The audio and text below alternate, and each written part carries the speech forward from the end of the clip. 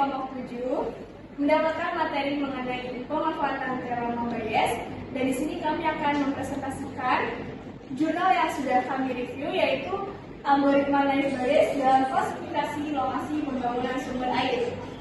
Sebelum mulai presentasi, perkenalkan, nama saya Alifah Sinta Rashman. Saya Nisha Putri Rahmaneni. Saya Siti Mubaraka. Lalu di sini akan ada poin-poin yang akan kita bahas. Di sini poin-poin yang akan kita bahas yaitu yang pertama adalah latar belakang masalah, yang kedua ada penjelasan singkat mengenai algoritma, yang ketiga ada manfaat algoritma dan penyelesaiannya, yang terakhir ada permasalahan baru yang kita buat, dan cara menyelesaikannya dengan algoritma Naif-Bayes. Lalu di sini latar belakang permasalahan ini akan dibacakan oleh Nisha Putri.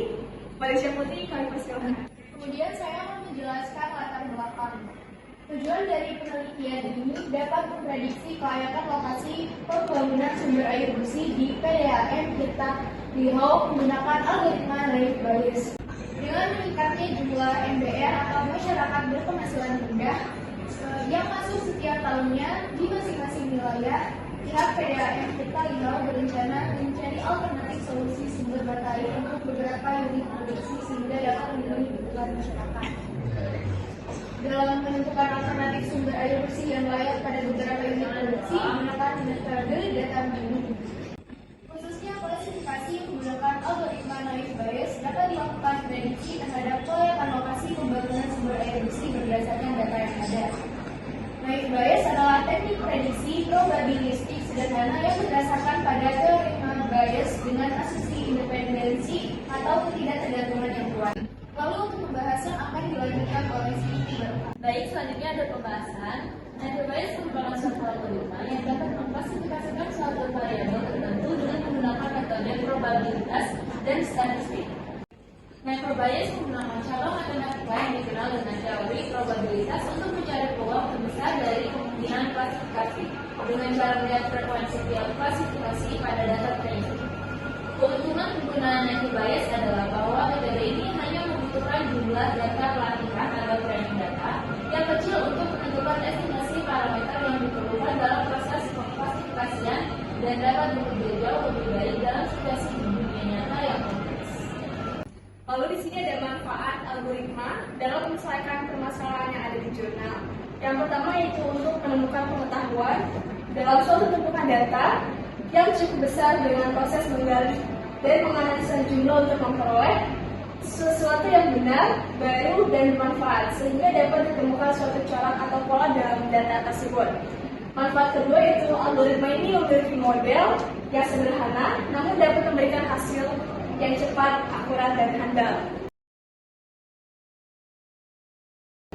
Lalu di sini ada permasalahan yang akan diselesaikan dengan algoritma teorema Bayes. Di sini kita akan mencari suatu kelayakan dan tidak layak sumber air yang akan dibangun di suatu daerah. Di sini kita akan mencari nilai min dan standar deviasi dulu.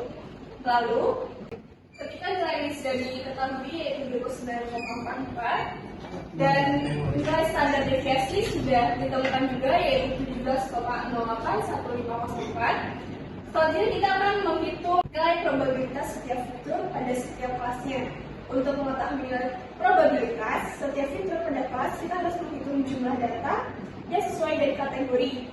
Jumlah data yang digunakan adalah sebanyak 26 data.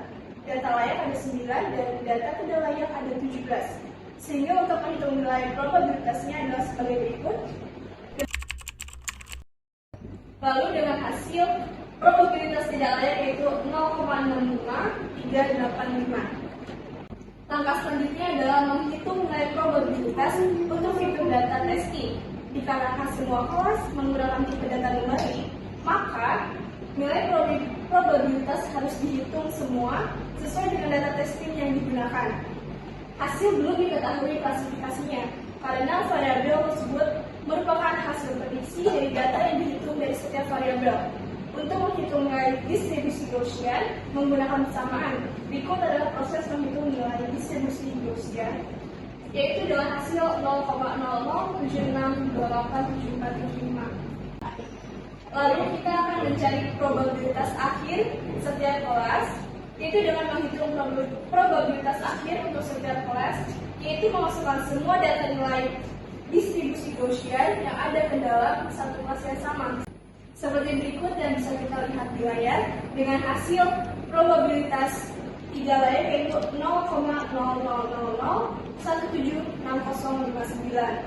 Nilai di atas adalah probabilitas akhir untuk kelas dengan hasil layar. Untuk mencari probabilitas kelas dengan hasil tidak layak, langkah-langkahnya sama seperti menghitung probabilitas akhir kelas dengan hasil layar.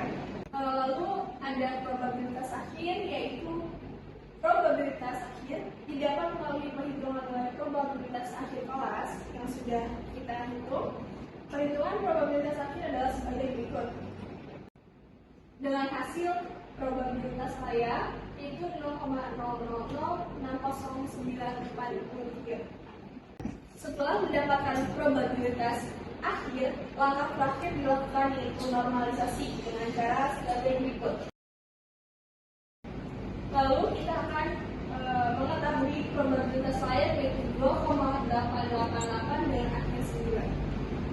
Lalu hasilnya, berdasarkan hasil klasifikasi yang terdapat pada tabel 5, dapat dilihat bahwa dalam penentuan lokasi layak maupun tidak layak dapat dilihat dari nilai probabilitas akhir dari kelas layak dan tidak layak. Jika nilai layak lebih besar dari pada kelas tidak layak, maka hasil yang diperoleh berada pada kelas layak.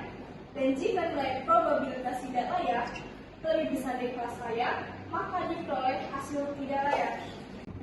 Nilai probabilitas di atas akan diuji dengan data sebanyak 19 data dan diselesaikan dengan menggunakan tools rapid linear sehingga diperoleh hasil klasifikasi seperti di tabel sampingnya.